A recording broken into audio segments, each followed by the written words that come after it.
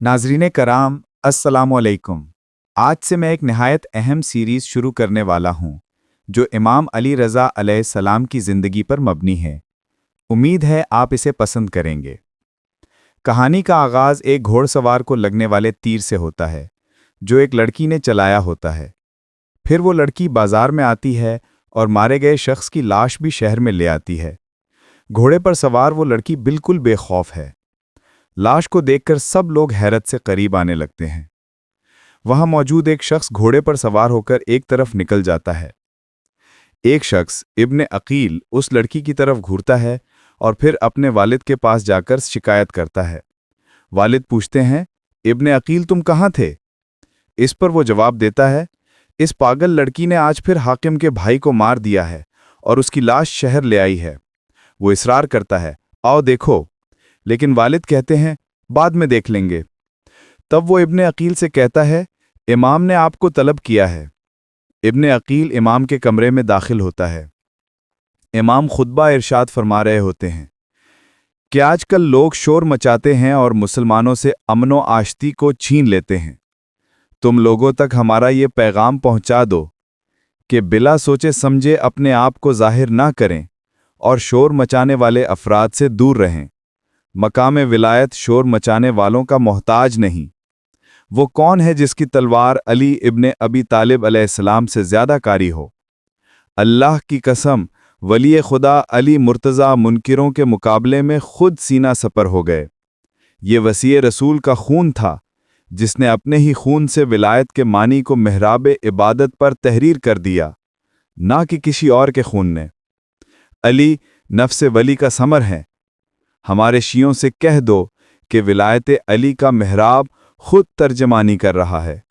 हुसैन इब्ने अली अलैहिस्सलाम की सदाए हल में नासिरिन यंसुरनी पर लब्बैक कहना सिर्फ ज़बान से नहीं होता। ए हमारे चाहने वालों, तुम्हारा किरदार ऐसा होना चाहिए कि दूसरों को भी तुम्हारी बहादुरी, सदाकत और ईमान हमारी तरफ मुतवज्जे करे। इबादत से हरगिज़ कोताही न करो। दर्दमंदों और मुस्तहिकीन पर मेहरबानी करो और सदाकत और शहादत को अपने दिलों में जगह दो। हर शय की ख्वाहिश और मोहब्बत पर हमारी ख्वाहिश और मोहब्बत को तरजीह दो। अल्लाह तुम्हारा हाफिज़ो मददगार हो। अकील भी इमाम के फरमान के मुताबिक सफ़र पर रवाना होने के लिए तैयार होते हैं। अचानक पीछे से एक लड़की की आवाज़ सुनाई देती है। सुना है तुम सफ़र पर जा रहे हो? अकील पलटकर कहता है, मुझसे बात मत करो।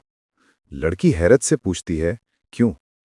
अकील जवाब देता है, क्योंकि मैं चाहता हूं कि तुम जैसी खुददार लड़की मुझसे बात ना करे। लड़की मासूमियत से कहती है, मैंने आखिर क्या किया है?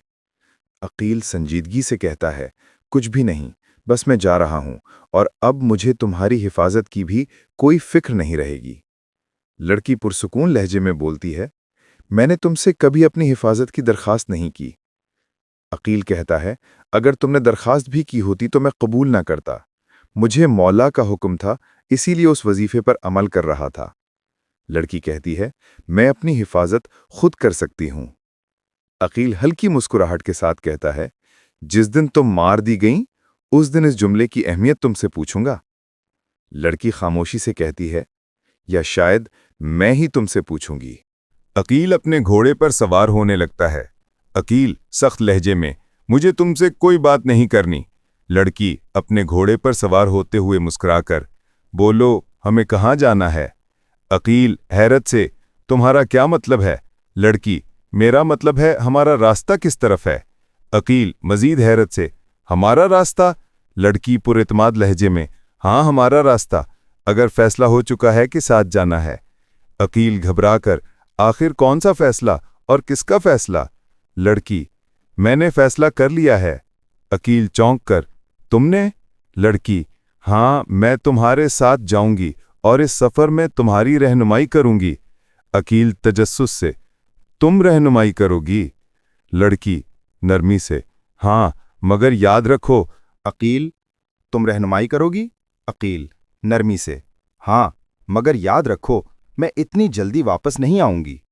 अकील सर झटक कर आगे बढ़ जाता है, लेकिन लड़की उसके पीछे से पुकारती है। लड़की दिल से, मुझे अपने साथ आने दो, मैं तुम्हें कोई तकलीफ नहीं दूंगी। عقیل سخت لہجے میں تمہیں اپنے ساتھ نہیں لے جا سکتا۔ لڑکی، میں تمہاری مدد کر سکتی ہوں۔ عقیل خود سے، دل کہتا ہے کیوں ضد کر رہی ہو، تم میرے ساتھ نہیں جا سکتی۔ لڑکی پرعزم لہجے میں، کیوں ممکن نہیں ہے؟ اگر میرا دل چاہے گا تو میں ضرور جاؤں گی۔ عقیل گھوڑے سے اتر آتا ہے، گہری سانس لیتا ہے۔ عقیل سخت لہجے میں، ہم مسافر ہیں، ایک دوسرے کو نہیں جانتے، میرا تم سے کوئی تعلق نہیں ہے۔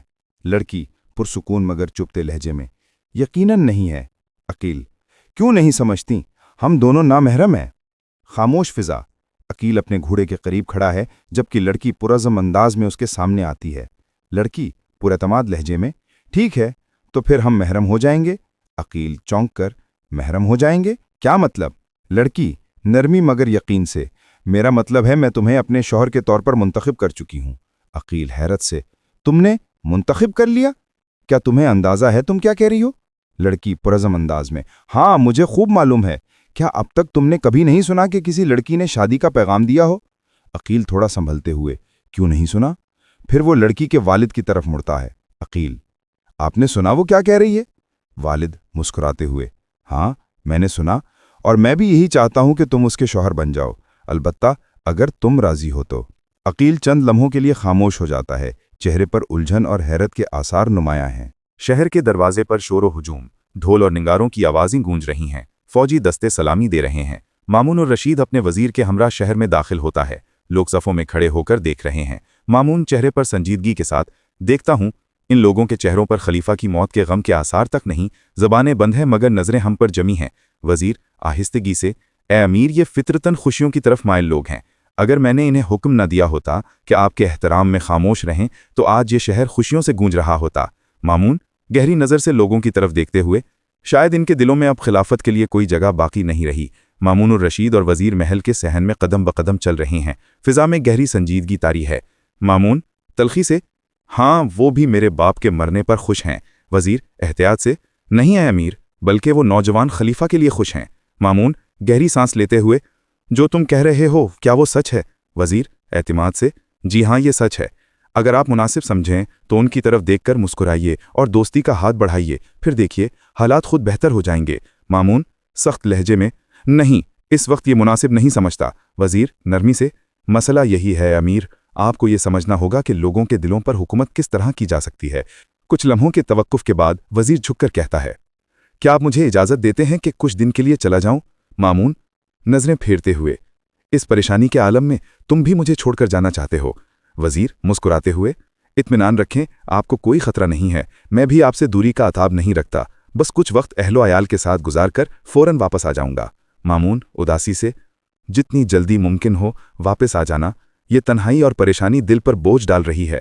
وزیر سر جھکا کر، انشاءاللہ اس سے پہلے کہ آپ پر غم کا بوجھ زیادہ ہو میں واپس آ جاؤں گا۔ وزیر جھک کر سلام کرتا ہے اور رخصت ہو جاتا ہے۔ وزیر کا گھر، شام کا وقت، وہ گھر میں داخل ہوتا ہے تو اس کی بیٹی آگے بڑھ کر خوشی سے پکارتی ہے، بابا آپ آ گئے۔ وزیر ہاتھ کے اشارے سے اسے رکنے کا کہتا ہے۔ وزیر آہستہ اور سنجیدگی سے، نہیں بیٹی رک جاؤ، خلیفۃ المسلمین دنیا سے چلے گئے ہیں، خاندان بنو عباس سوگوار ہے، اب ہمیں اس کی یاد میں پرسہ اور ماتم کرنا چاہیے۔ بیٹی خاموشی سے سر جھکا لیتی ہے۔ اے امر، ابھی تک تم نے اپنی بیوی کو رسم و رواداری نہیں سکھائی؟ امر پرسکون مگر مضبوط لہجے میں، اے امیر یہ میری بیوی ہونے سے پہلے فضل بن ساحل کی بیٹی ہے اور اپنے باپ کے وجود کی برکت سے تمام کمالات سے آراستہ ہے۔ اس نے اگر کچھ کہا یا کیا تو وہ صرف آپ کی زیارت کی خوشی میں تھا، جس نے اسے بچوں کی طرح حرکت کرنے پر مجبور کر دیا۔ فضل لمحہ بھر خاموش رہتا ہے، پھر سرد لہجے میں کہتا ہے، موجودہ حالات پر کڑی نظر رکھو، اپنی بیوی کے ساتھ کم وقت گزارو اور خلیفہ مرحوم کی مغفرت کے لیے فاتحہ پڑھو، اور فضل بن ساحل کو اس کی محبوب بیوی کے ساتھ تنہا چھوڑ دو، یہی مقصد تھا نا تمہارا بابا؟ اس کی بیٹی غصے سے گھور کر کہتی ہے۔ عامر آہستگی سے جھک کر سلام کرتا ہے اور رخصت ہو جاتا ہے۔ فضل کے گھر کا کمرہ، فضل بن ساحل اپنی بیوی کے ساتھ اکیلا ہے، بیوی کے چہرے پر اضطراب اور غصے کے آثار ہیں۔ کچھ دیر بعد سب لوگ چلے جاتے ہیں، فضل اپنی بیوی کے ساتھ تنہا رہ جاتا ہے۔ بیوی نرمی مگر شک کے ساتھ، کیا بات ہے؟ مجھے یقین ہے تم ہارون کی موت کے غم میں نہیں ہو؟ فضل گہری سانس لیتے ہوئے، تم نہیں جانتی، इन रातों में मुझ पर क्या गुजरी है। कुछ ऐसी परेशानियां हैं जिन्होंने मुझे चारों तरफ से घेर रखा है, जिनसे चाहूं भी तो निजात हासिल करना मुमकिन नहीं। मैं तो यहां तक कि किसी एक को दूसरे पर फौकियत देने की भी हिम्मत नहीं रखता। कमरे में खामोशी छा जाती है। वो फिक्रमंद चेहरे के साथ बैठा है, बीवी खामोशी से उसे देख रही है। फजल गहरी सांस लेते हुए, और इससे भी बदतर यह है कि मैं अपनी किसी फिक्र को अपनी समात पर हावी नहीं कर सकता। इन फिक्रों और परेशानियों की शिद्दत से मेरा दिमाग फटा जा रहा है। रुककर बीवी की तरफ देखता है। इन सब के दौरान मैं ये सोच रहा था, अगर तुम होती तो मेरी फिक्रों को अल्फाज का जामा पहनाती, उनके मकसद को उजागर करती और मेरी आरजुओं को यकीन की शक्ल देती। बीवी पुरसुकून लहजे में, तुम्हारी आरजुओं को मैं अच्छी तरह जानती हूं, मगर अब जरा मेरी अपनी परेशानी सुनो। जब तक हारून जिंदा था मुझे ये खौफ था कि जल्द या बदीर मेरी जिंदगी का चिराग गुल कर दिया जाएगा, और अब जब वो मर गया है तो मुझे फिक्र है कि किसका साथ दूं और किसके साथ कदम बढ़ाऊं। एक तवील और अंधेरी राह मेरी मुंतजर है। खातून नरमी से, तुम मामून से खौफजदा हो? हाँ, यही पूछना चाह रही थी। फजल पुरएतमाद लहजे में, नहीं, वो मुझ पर पूरी तरह एतमाद कर रहा है। मैं चाहता हूं कि जैसे जैसे वक्त गुजरता जाए ये एतमाद भी बढ़ता जाए। मामून से मुझे कोई खौफ नहीं। बीवी सवालिया अंदाज में, फिर तुम्हें अमीन से खौफ है? फजल तंजिया मुस्कुराहट के साथ, अमीन, उस नालायक का जिक्र कर रही हो? मैं उससे किसी तरह भी खौफजदा नहीं हूं। फजल के लहजे में सख्ती आती है। बीवी आहिस्ता आवाज में बोलती है, तो फिर जुबैदा? जुबैदा का नाम सुनते ही फजल चौंक जाता है। फजल घबराहट में, फजल गहरी सोच में डूबा हुआ। ये औरत, ये निहायत ज़हीन, चालाक और कुदरत दौलत से भरपूर है। इसने पूरे बनी अब्बास को अपने शिकंजे में जकड़ रखा है। मैं सोचता हूं इसके साथ क्या करूं, कैसे इसे रास्ते से हटाऊं। फिर रुककर आहिस्ता लहजे में, और इस खानदान का क्या करूं, वो खानदान जिसने तमाम इस्लामी ममालिक में कामयाबी के झंडे गाड़ दिए हैं। फजल थक कर सर पकड़ लेता है। कभी सोचता हूं मेरी सारी आरजुएं बेकार और बेसूद हैं। मैं अपनी मंजिलें मकसूद तक कभी नहीं पहुंच पाऊंगा। और कभी यूं लगता है जैसे कामयाबी और शाही मेरे कदमों में है। इन्हीं अफकार के हजूम ने मुझे इतना फिक्रमंद कर दिया है कि मेरी आंखें पत्थर बन गई हैं। अब वो मुझे सुकून से रहने नहीं देती। बीवी आहिस्ता खड़ी होती है। उसकी आंखों में चमक है। बीवी खामोश मगर गहरी आवाज में, इधर देखो फजल। वो खंजर उठाती है। फजल चौंक जाता है। फजल हैरत से, ये क्या कर रही हो? बीवी सर्द लहजे में, ये तो कुछ भी नहीं। वो खंजर से अपना बाजू काट लेती है। खून बहने लगता है। फजल घबराकर उठ खड़ा होता है। बीवी मुस्कुराते हुए, आंखों में जुनून, नहीं फजल, ये सिर्फ एक अलामत है। अगर तुम सब्र करो तो ये कतरे लम्हा ब लम्हा मुझे मौत के करीब ले जाएंगे। लेकिन मैं तुम्हें एक मशवरा देती हूं, ऐसा मशवरा जो तुम्हें हमेशा याद रहेगा। फजल खामोशी से उसकी तरफ देखता है। बीवी आहिस्ता मगर जहर आलूद लहजे में, ऐसा जख्म लगाओ, ऐसा वार करो कि बनु अब्बास की कुवत पारा पारा हो जाए और सल्तनत तुम्हारे कदमों में आ गिरे। अगली किस देखने के लिए कमेंट में यस लिखें। वीडियो को लाइक और चैनल को